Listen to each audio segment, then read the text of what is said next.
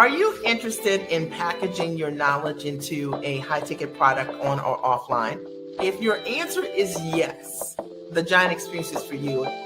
Here's my story. I got started in my business over 20 years ago, and I simply made the decision to go to work as myself. And maybe you have been wondering how you can take all of those years of experience, your knowledge, or your degrees, and put them to use for yourself and to package it into a monetizable structure. That was me 20 years ago. I wanted to figure out how to take my background as a corporate trainer, and I realized that so many women wanted to know exactly how I was able to write best-selling books, and having done partnerships with both Fortune 100 and Fortune 500 companies and get signed to media, Emmy-nominated and nationally syndicated television shows as the mom strategist. And so I decided to equally transfer what I knew how to do to them. And I built out a coaching practice that today has coached thousands of women just like you who are ambitious, smart, and sharp, highly actionable go-getters. And they wanted to figure out how they could go to work for themselves.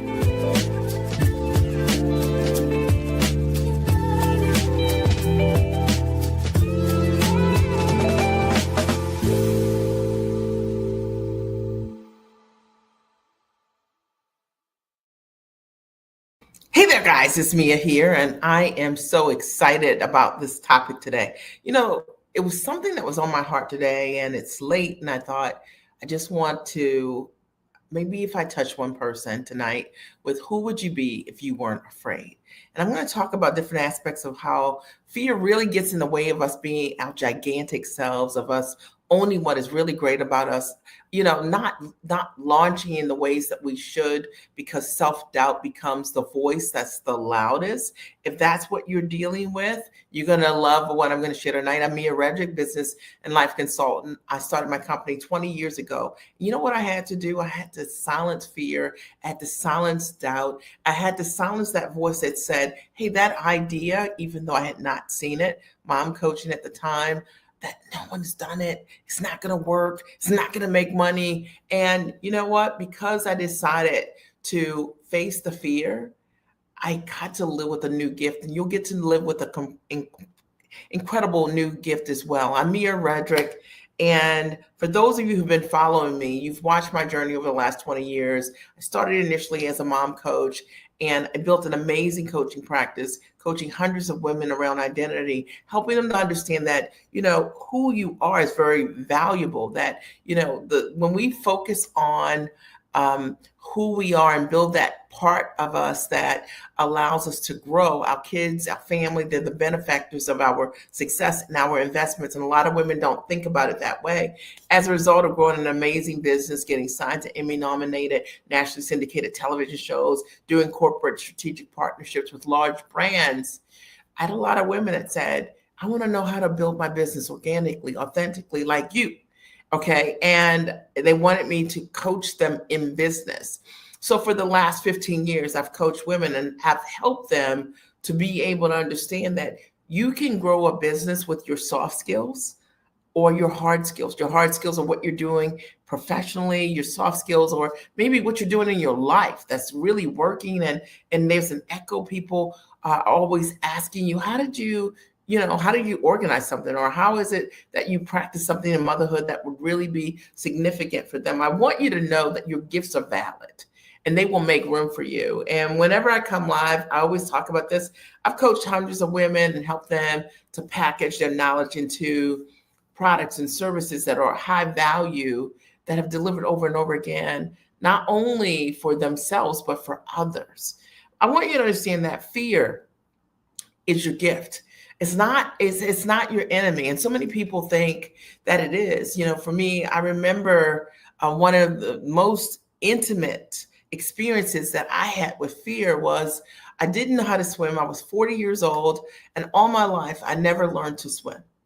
But I was always water exposed, but I never had the confidence in water. And I decided in my 40s to learn to swim. And I knew that because my fear was great, hear me on this, because your fear might be great around the thing you want to do that you haven't committed to yet. I started a triathlon team for other women who equally couldn't swim. It was 12 of us or 11 of us. They couldn't swim either. And um, we were called the Iron Moms. And these women were going to have to learn to swim for the period of 9 months so that we could prepare for our very first triathlon race, which was a 0.62 or 0.67 mile swim. That was an open water swim in a lake. Come on, and a bike and a run. Bike and run, that was easy for me. But there was the psychological aspect of doing the thing that scared me out of, like, the thing that was unimaginable, the thing that my entire life I wasn't good at, that really, really scared me. And I'll never forget, I ended up doing 3 triathlons and 1 relay race. And I'll never forget my very first triathlon. And when I was finishing the swim, and when you start the swim, everyone's really little, right? Like they're small. And when you turn, you're at the halfway point, people become, they visually, you start to see them in a bigger way because you're coming closer to shore. And I remember thinking, this thing that I thought I wasn't good at my entire life, I started to think, man, you're an amazing swimmer. Look what you just did. You just, not only did you swim in a lake, open water swim, not only did you swim 0.67 miles, I could swim up to 2 miles without stopping by the time I was done training. But you get to live with a different gift. You get to live with a different definition of yourself when you face fear. And so that's what I want to talk about tonight, because there are so many individuals that I have the opportunity to talk to that are talented, they're smart, and they're sharp, and they're incredible. But the one thing that gets in the way of every single thing is that their version of how they define themselves is based on their fears. You see, their fears, their doubts, their insecurities. They're thinking about the no's more than the yeses. They're thinking about who they're not more than who they are. They're thinking about what won't work instead of what the possibility looks like. And the reality is that, when you face the parts of yourself that are self-doubting and you overcome those parts of yourself, who you become in the process changes your definition forever. You see, forever, I changed my definition of myself because I faced my fear. I challenged it. I disciplined myself to not allow the version of me that was limited, the version of me that said, you can't do this, the version of me that said, you'll drown, like the version of me that had the smallest thoughts about my possibility. I didn't allow those to be what would define me. And I wanted to do a live today because I know that I'm talking to you, that maybe what you've done in your work life has been incredible. And you know that as a result of the echo of what people say to you about who you are and the results that you create, and and how you show up character-wise, integrity-wise, your level of discipline, how you implement, you're the bomb.com. But when you think about launching on your own, you only think about how it's not going to work, or maybe the fear and the doubt is around what others might think of you if you fail. Because if you've created significant success in your life, a lot of times the greatest fear isn't that you can deliver results. It's just like, what if the business doesn't work? Because your echo up until now has been so great at work, in your career, and people adore you for what you can do.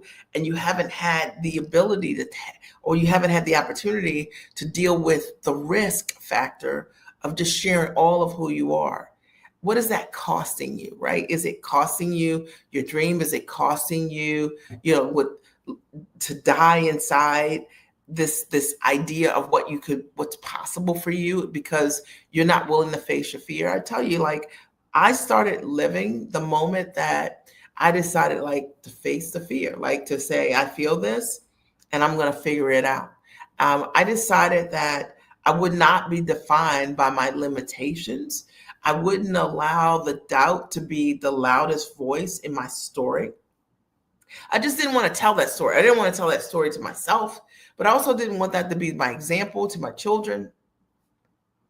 And I didn't want that to be the example for anyone else that thought, like, oh, she's so awesome. It's like, she's so awesome, but she won't even face The biggest challenge inside of herself is that she's got a dream that she's not seen anyone else do, and she won't honor it. One of the things I've learned over the years is a result of taking the risk, right? Facing my fears, is that a lot of times you're meant to broker the dream. It's the reason that you're the only person that sees it.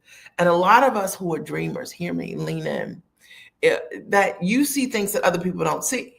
And so if you test the idea, right? If you ask other people who are not dreamers, who don't take risks, who aren't as talented or smart as you, they're nice people, they will tell you, like, look, you already have a great career. You're already making six figures plus. Like just do that. You're doing too much. But see, they don't understand the calling that's on your life. The calling that's on your life is the reason why you can't stop thinking about the thing that scares you. And I want you to know, just as a person that's faced this over and over again, it will work for you. But it won't work if you just sit at home and wonder, like, will it work? And you dream about, will it work?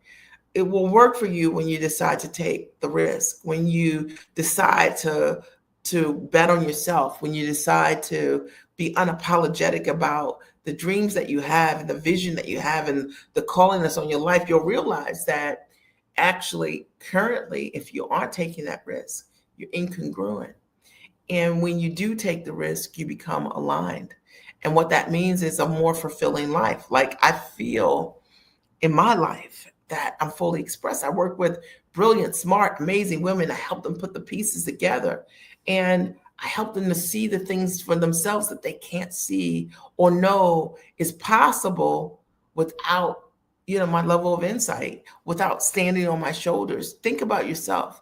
Think about, what is it that you do that the world needs, that as a result of you not doing the work or the self-work on yourself, that you're denying God the opportunity to be able to bless somebody else that needs what you have. And yeah, I'm calling you out. It was on my heart today because I recognize that so many people make decisions out of fear and lack and insecurity and doubt. And it's the thing that keeps them from their next level. So your next level is available to you right now, but it's not available when you don't know how to choose powerfully for yourself, because you don't see or believe for yourself that it's possible, because you talk yourself out of whatever that is. I don't usually do lives around, motivation to say, look, you can do this. But I want you to understand that sometimes when we have distinct gifts and callings on our lives, it's scary. And you're not afraid of of failure, because you fail all the time. Sometimes that's the most comfortable place that we can be.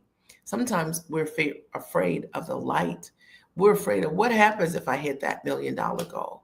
We're afraid of what happens if I have those six-figure or more months. We're afraid of what happens if I'm on a national stage, if I have the best-selling book, if I am a New York Times best-selling author. What happens then? Because it's so unfamiliar that you don't have anything that can relate to it. So this live tonight, I hope that it supports you. I hope it calls you out. I hope it moves you. I hope it makes you take an action that in the direction of elevation in your life, in your world. I want you to understand that being afraid is a very normal thing, but staying afraid is a decision. And you have the opportunity to choose powerfully for yourself each and every day. And I hope that you'll take that action. If this has supported you in some way, I'd love to hear it. You can DM me if I can support you anyway. I'd love to. Obviously, I help women to package who they are into a high value product, online or offline. But this is bigger than that. This is about you not being all of who you are and what the cost of not being all of who you are is. The cost to the people you're meant to serve, the cost to the life you're meant to live, the cost to the impact that you're meant to make, the cost to the level of prosperity that's awaiting for you really right now, right? It's that.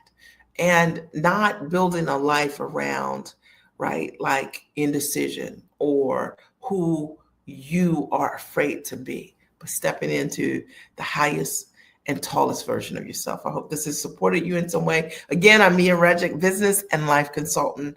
I wanted to come here live tonight, just really quickly, for those of you who likely are dealing with this and you're like, this is what I do professionally and I'm really good at it. and you think you're in conflict, like your dream is in conflict with your light, it isn't, right? Your dream has prepared you for your light. And I want to encourage you to take an action. If you want to have a conversation around that, you can go to miaredrick.com. I'll post that here. Book a 30-minute conversation, and we can figure out what and how to take that level of that dream and make it a reality for you. All right. I want to thank you for your time. I want to thank you for your courage to be here. I want to thank you for your vulnerability. And I want to encourage you to take an action that can absolutely change your life and your world. I love you. Talk to you soon. I have been working with Mia Redrick for a couple of months now.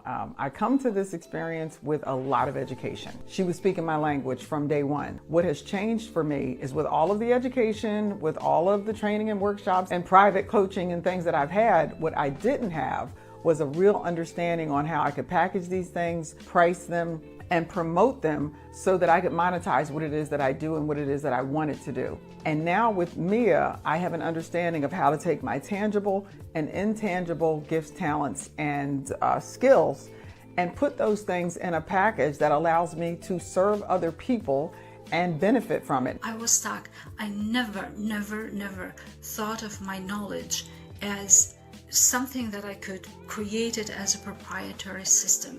What is the value of that? For me, it is priceless.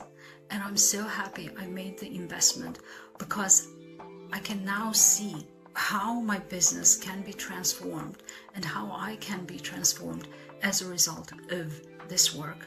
So I cannot thank Mia enough. Before I met Mia, I was selling my product for a very low price, and I did not just believe in what I was worth. So I had to change my mindset. I had to change the way I thought. I had to start believing in abundance and expecting it. And so these are the things that I had to learn as Mia mentored us. Now I'm happy to say I'm selling my product for what it's worth. Before working with Mia, I couldn't sell a $297 product. After working with Mia for about 10 months, I was pitching a $10,000 product to a company.